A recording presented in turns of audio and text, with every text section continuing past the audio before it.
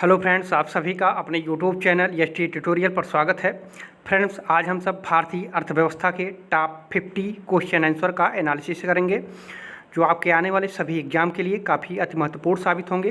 तो friends, video को शुरू से लेकर अंत तक जरूर देखिएगा और इन सभी प्रश्नों को तैयार कर लीजिएगा। तो चलिए प्रश्न की शुरुआत करते हैं। पहला प्रश्न है, श्रेष्ठ गिल्ड या एजेड बाजार का क्या अर्थ होता है? तो कौन सा ऑप्शन सही हो जाएगा? तो सही उत्तर हो जाएगा आपका ऑप्शन नंबर बी, सरकारी प्रतिभूतियों का बाजार। ठीक है, भारतीय पूंजी बाजार को मुख्यतः दो भागों में बांटा जाता है। पहला होता है प्राथमिक बाजार या जिसे सील्ड एजेड भी कहते हैं, और दूसरा होता है द्वितीयक बाजार जिसे औद्योगिक प्रतिभूति बाजार कहते हैं। ठीक है, तो जो गिल्ड एज मार्केट होता है, इसमें सरकारी और अर्ध सरकारी प्रतिभूतियों का जो है क्रय विक्रय भारतीय रिजर्व बैंक के माध्यम से किया जाता है। ठीक है, दूसरा प्रश्न है, किसी देश की आर्थिक समृद्धि का सबसे उपयुक्त मापदंड है उसका? तो कौन सा उत्तर सही हो जाएगा? तो प्रति व्यक्ति वास्तविक आय जो है उसका मापदंड होता है। ठीक है, विश्व विकास रिपोर्ट के अनुसार किसी देश का आर्थिक विकास उसके प्रति व्यक्ति वास्तविक आय पर निर्भर करता है। प्रति व्यक्ति आय अधिक होने पर वहाँ की क्रय शक्ति भी अधिक होती है। तीसरा प्रश्न है, पद राष्ट्रीय आय निरूपित करता है? तो कौन सा ऑप्शन सही हो जाएगा? तो सही उत्तर हो जाएगा आपका ऑप्शन नंबर सी, बाजार कीमतों पर सकल राष्ट्रीय उत्पाद मूल्य ह्रास और अप्रत्यक्ष करों को घटाकर उसमें उपादान जोड़कर जो है राष्ट्रीय आय निकाला जाता है। ठीक है, बाजार की कीमतों पर एकल राष्ट्रीय उत्पाद में से अप्रत्यक्ष करों और मूल्य ह्रास को घटाकर उपादान को जोड़ने पर राष्ट्रीय आय प्राप्त होता है। अर्थात राष्ट्रीय आय आपका हो जाएगा, जैसे राष्ट्रीय आय बराबर हो जाएगा बाजार की कीमत।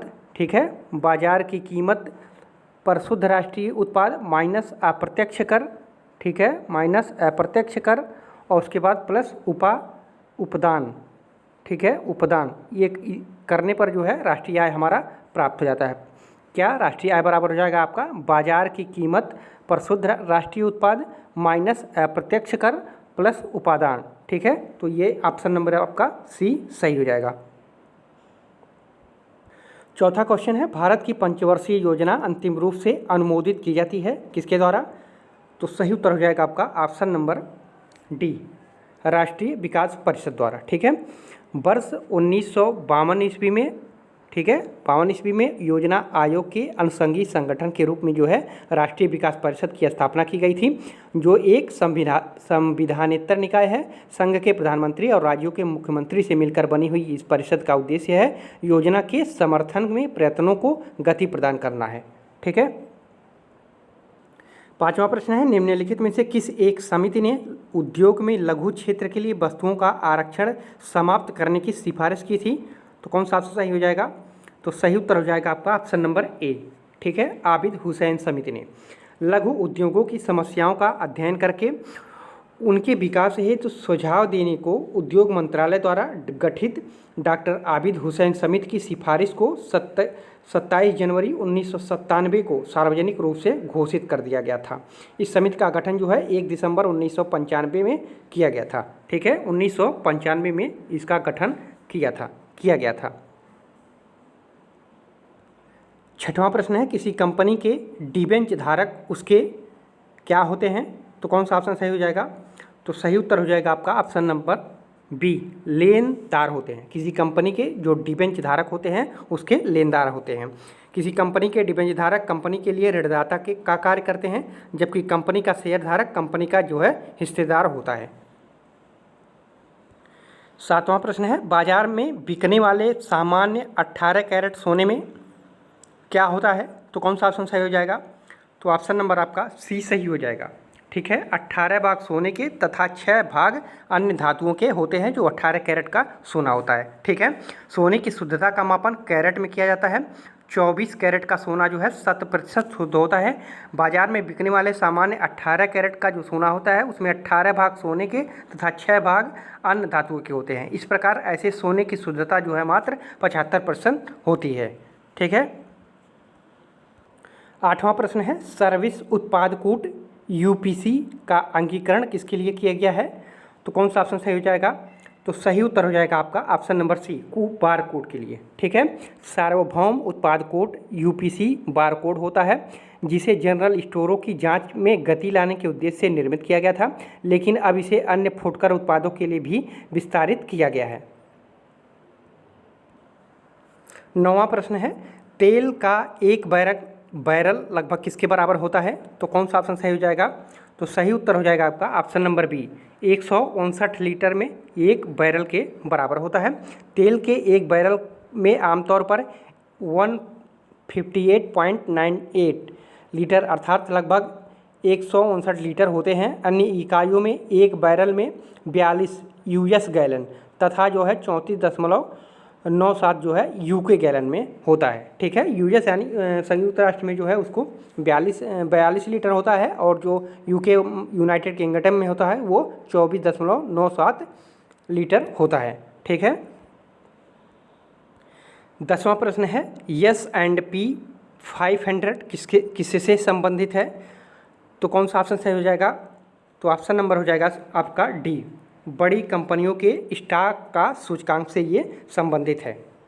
ठीक है, S&P 500 अर्थात अमेरिकन स्टॉक मार्केट का ये सूचकांक है। अमेरिकन स्टॉक मार्केट का एक सूचकांक है जिसमें 500 बड़ी कंपनियां सम्मिलित हैं। इनमें से अधिकांश अमेरिकन कंपनियां भी हैं। ठीक है, और इसका पूरा नाम हो जाता है स्टैंडर्ड एंड पुअर 500। ठीक है, स्टैंडर्ड एंड पुअर 500। 11वां प्रश्न है, निम्नलिखित में से कौन विश्व आर्थिक मंच का संस्थापक है? तो कौन सा ऑप्शन सही हो जाएगा?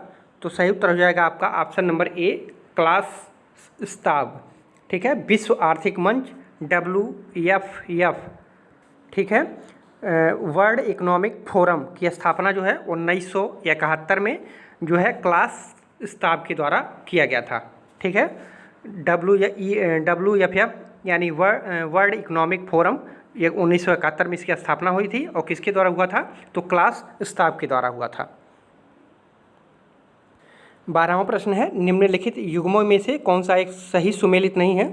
इधर जो है कंट्री है और इधर जो है उसका स्टॉक एक्सचेंज है। ठीक है, तो उसको मिलान करना है। तो जापान का होता है निक्की, ये तो सही है, और सिंगापुर का सकाम्प, ये बिल्कुल गलत है। सिंगापुर का जो होता है वो होता है SST। ठीक है, SST SIMEX Straits Times, SIMEX Straits Times होता है। ठीक है, इसका स्टॉक एक्सचेंज। और यूके का होता है FTSE, ये भी सही है, और USA का होता है नास्डाक, ये भी सही है। ठीक है, और सिंगापुर का हो जाएगा वो SST हो जाएगा। 13वां प्रश्न है, 11वीं पंचवर्षीय योजना में निरूपित समावेशी विकास निम्नलिखित में से किस एक को सम्मिलित नहीं करता? तो कौन सा ऑप्शन सही हो जाएगा? तो सही उत्तर हो जाएगा आपका ऑप्शन नंबर सी, पूंजी बाजार का सशक्तिकरण करना। ठीक है, जो 11वीं पंचवर्षीय योजना था तो उसमें जो है पूंजी बाजार का सशक्तिकरण करना, यह उसमें सम्मिलित नहीं था, यह उसका उद्देश्य नहीं था। और बाकी गरीबी में कमी लाना, रोजगार अवसरों का विस्तार करना, लिंग असमता में कमी लाना, ये तीनों था। और ये जो पूंजी बाजार सशक्तिकरण करना था, ये उसमें संदर्भित नहीं था। 14वां प्रश्न है, आर्थिक विकास सामान्यतः युग्मित होता है किसके साथ?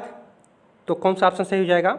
तो सही उत्तर हो जाएगा आपका ऑप्शन नंबर बी, स्फीति के साथ। ठीक है, स्फीति के साथ। अर्थव्यवस्था के आर्थिक विकास के लिए मुद्रा स्फीति जो है आवश्यक होता है। 15वां प्रश्न है, भारतीय रिजर्व बैंक के बैंक दर कम करने के फलस्वरूप क्या हो जाता है? तो सही उत्तर हो जाएगा आपका ऑप्शन नंबर ए, बाजार की जो है तरलता बढ़ जाती है।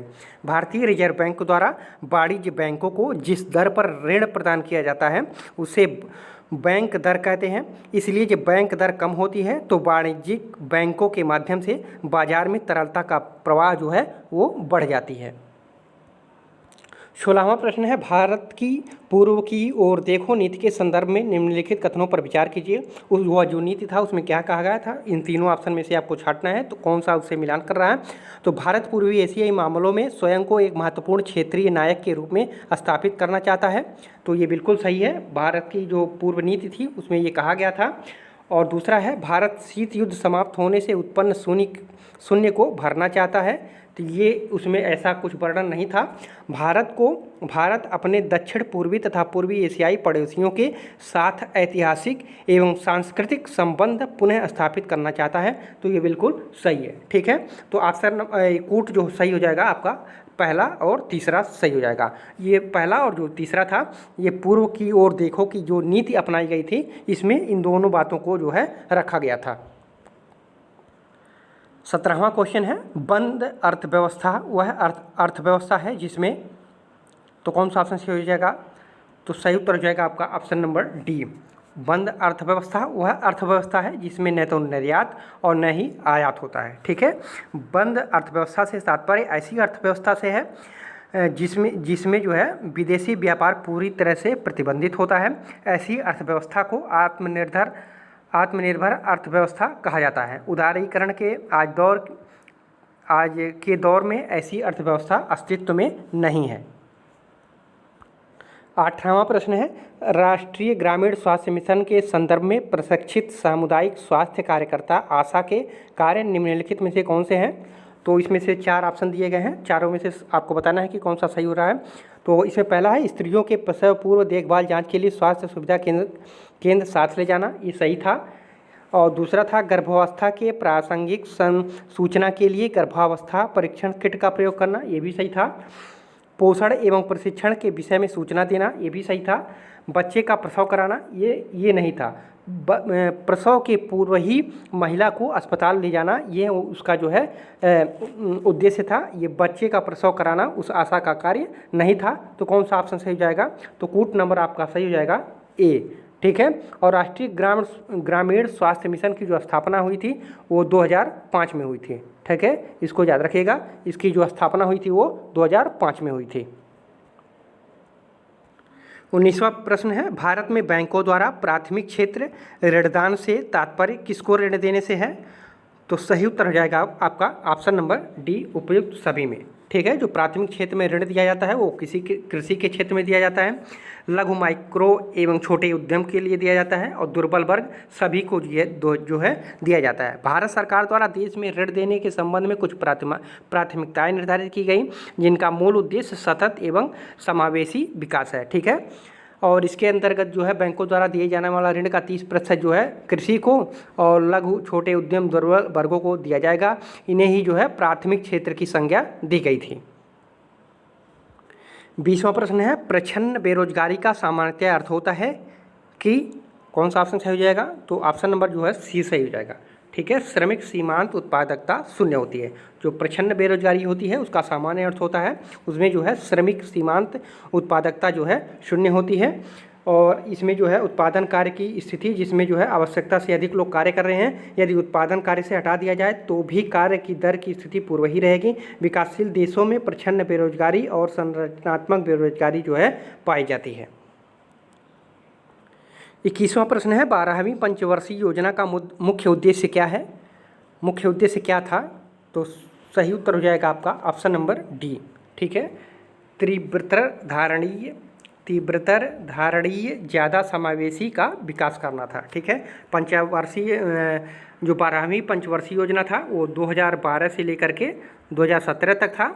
ठीक है, और इसका मुख्य उद्देश्य था त्वरित तीव्रतर धारणीय एवं ज़्यादा समावेशी विकास हेतु रखा गया है तथा जो है लक्षित विकास दर इसका जो था वो 8.0% था। ठीक है, तो इन सभी पॉइंट को याद रखिएगा। 22वां प्रश्न है जोखिम पूंजी से क्या तात्पर्य है? तो सही उत्तर हो जाएगा आपका ऑप्शन नंबर बी। ठीक है, जो जोखिम पूंजी होता है उसमें नए उद्यमियों को उपलब्ध कराई गई जो है दीर्घकालीन प्रारंभिक पूंजी से होता है। ठीक है, इसी को ही जो है जोखिम पूंजी कहते हैं। जोखिम पूंजी का तात्पर्य ऐसी पूंजी से है जिसमें जो है प्रतिष्ठान में पूंजी शुरुआती अवस्था तथा खतरों वाले व्यापार के लिए दीर्घकालीन व्यवस्था के रूप में जो है दी जाती है। 23वां प्रश्न है biocarbon fund initiative for sustainable forest landscape का प्रबंधन निम्नलिखित में से कौन करता है? तो सही उत्तर जाएगा आपका ऑप्शन नंबर डी, विश्व बैंक करता है। ठीक है, biocarbon fund initiative for sustainable forest landscape ISFL इसका शार्ट नाम है, ठीक है, ISFL इसको कहते हैं। कार्यक्रम का प्रबंधन जो है विश्व बैंक द्वारा किया जाता है। इस कार्यक्रम का उद्देश्य पृथ्वी पर ग्रीन हाउस गैसों के उत्सर्जन में जो है कमी करना है एवं वन क्षेत्र का जो है विस्तार करना है। 24वां प्रश्न है 8 मूल उद्योगों के सूचकांक इंडेक्स ऑफ 8 कोर इंडस्ट्रीज में निम्नलिखित में से किसको सर्वाधिक महत्व दिया गया है? तो सही उत्तर हो जाएगा आपका ऑप्शन नंबर बी, विद्युत उत्पादन को, ठीक है। 8 मूल उद्योगों के सूचकांक कोयला उत्पाद, विद्युत उत्पाद, प्राकृतिक गैस, पेट्रोलियम उत्पादन, उर्वरक उत्पादन, स्टील उत्पादन, सीमेंट उत्पादन, कच्चा तेल उत्पादन आदि, इनमें सबसे अधिक महत्व जो है विद्युत उत्पादन को दिया जाता है। 25वां प्रश्न है विश्व आर्थिक संभावना ग्लोबल इकोनॉमिक प्रॉस्पेक्टस रिपोर्ट आवधिक रूप में निम्नलिखित में से कौन जारी करता है? इसको कौन जारी करता है? तो सही उत्तर हो जाएगा आपका ऑप्शन नंबर डी, विश्व बैंक इसको जो है जारी करता है। विश्व आर्थिक संभावना रिपोर्ट विश्व बैंक जारी करता है। वर्तमान में जो है जिम योंग किम विश्व बैंक के जो है अध्यक्ष हैं, ठीक है। 26वां है हाल ही में आरंभ की गई सुकन्या समृद्धि क्या है? तो सही उत्तर हो जाएगा आपका ऑप्शन नंबर डी, ठीक है। जो सुकन्या समृद्धि हाल में आरंभ की गई है उसमें बालिकाओं की उच्च शिक्षा एवं शादी के लिए लघु बचत योजना का उपाय किया गया है। 27वां प्रश्न है निम्नलिखित कथनों पर विचार कीजिए। रुपये की पूर्ण विनिमेयता का अभिप्राय हो सकता है। तो कौन से इसमें अभिप्राय हो सकता है? 3 ऑप्शन दिए हैं आपको। तो पहला है आपका अन्य अंतर्राष्ट्रीय मुद्राओं के साथ इसका मुक्त प्रवाह होता है, तो बिल्कुल सही है ये। और दूसरा है देश के भीतर और बाहर किसी निर्धारित स्थान पर किसी अन्य अंतर्राष्ट्रीय मुद्रा के साथ इसका सीधा आदान प्रदान होता है, ये भी सही है, ठीक है। और तीसरा है इसके द्वारा किसी अन्य अंतर्राष्ट्रीय मुद्रा की ही भांति कार्य करना है, तो ये जो है बिल्कुल गलत है, ठीक है। रुपए की जो पूर्ण विनिमेयता होती है इन्हीं 2 आधारों पर होती है। तो कौन सा कूट सही हो जाएगा? तो सही उत्तर हो जाएगा आपका ऑप्शन नंबर ए, कूट 1 और 2 सही है। 28वां प्रश्न है यदि एक दी हुई समयावधि में कीमतें तथा मौद्रिक आय दोनों दोगुनी हो जाए तो वास्तविक आय क्या होगी? तो सही उत्तर हो जाएगा आपका ऑप्शन नंबर सी, वास्तविक आय जो है वो अपरिवर्तित रहेगी, ठीक है। यदि कोई समय दिया गया है तो उसके कीमतें तथा मौद्रिक आय दोनों दोगुनी हो जाए अगर, तो उसकी जो वास्तविक आय होगी उसमें कोई परिवर्तन नहीं होगा। 29वां प्रश्न है मिश्रित अर्थव्यवस्था क्या है? तो सही उत्तर हो जाएगा आपका ऑप्शन नंबर ए, ठीक है। मिश्रित जो अर्थव्यवस्था होता है वो सार्वजनिक क्षेत्र एवं निजी क्षेत्र का जो है सह अस्तित्व जो है स्थापित करता है, उसी को जो है मिश्रित अर्थव्यवस्था के रूप में जाना जाता है। 30वां प्रश्न है हिंदू वृद्धि दर किस वृद्धि दर से संबंधित है? तो सही उत्तर हो जाएगा आपका ऑप्शन नंबर बी, राष्ट्रीय आय से, ठीक है। जो हिंदू वृद्धि दर होता है वो राष्ट्रीय आय से संबंधित होता है। 31वां प्रश्न है अब तक भारतीय अर्थव्यवस्था की सर्वाधिक वृद्धि दर आकलित की गई थी, तो किस दशक में आकलित की गई थी? तो सही उत्तर हो जाएगा आपका ऑप्शन नंबर सी, 1988 से 89 दशक में जो है 9.9% जो है सबसे ज़्यादा आज तक का अर्थव्यवस्था की सर्वाधिक वृद्धि दर जो है आकलित की गई थी, ठीक है, 88-89 में, ठीक है, 9.9%। 32वां प्रश्न है अप्रैल 1992 मार्च 1997 के दौरान भारत में कौन सी पंचवर्षीय योजना चालू रही थी? तो 92-97 के बीच जो पंचवर्षीय योजना था वो 8वां पंचवर्षीय योजना था, ठीक है, वो 8वां पंचवर्षीय योजना था। 33वां प्रश्न है नवी पंचवर्षीय योजना के लिए निम्नलिखित में से कौन सा पूंजी उत्पाद अनुपात का सही अनुमान है? तो कौन सा ऑप्शन सही हो जाएगा? तो सही उत्तर हो जाएगा आपका ऑप्शन नंबर डी, ठीक है, 4.0%। नवी पंचवर्षीय योजना में जो पूंजी उत्पाद का अनुपात था वो 4.0 था। 34वां प्रश्न है किस पंचवर्षीय योजना में आर्थिक विकास की दर सर्वाधिक थी? आर्थिक विकास की दर सर्वाधिक थी किस पंचवर्षीय योजना में? तो ऑप्शन नंबर सी हो जाएगा। ठीक है, 10वीं पंचवर्षीय योजना में जो है आर्थिक दर जो है सबसे ज़्यादा थी। 34वां प्रश्न है किस पंचवर्षीय योजना में आर्थिक विकास दर सर्वाधिक थी? तो ये हो जाएगा आपका नंबर 10वां हो जाएगा। ठीक है, अगला प्रश्न है 35वां नंबर है, निम्न में से कौन एक भारत की सरकारी क्षेत्र में सबसे बड़ी व्यापारिक संस्था है? तो सही उत्तर हो जाएगा आपका ऑप्शन नंबर बी, खनिज एवं धातु व्यापार निगम। ये जो है सबसे बड़ी व्यापारिक संस्था है सरकारी क्षेत्र में। 36वां प्रश्न है, प्रबंध में श्रमिकों की भागीदारी का अर्थ है? तो कौन सा ऑप्शन सही हो जाएगा? तो बी ऑप्शन सही हो जाएगा। नीति निर्णय लेने में भागीदारी जो है प्रबंध में श्रमिकों की सबसे बड़ी भागीदारी है। 37वां है, आयात और निर्यात पर लगाए जाने वाले कर को जाना जाता है किसके रूप में? तो सही उत्तर हो जाएगा आपका ऑप्शन नंबर सी, सीमा कर शुल्क के रूप में आयात और निर्यात पर लगाए जाने वाला कर जो है सीमा कर के रूप में जाना जाता है।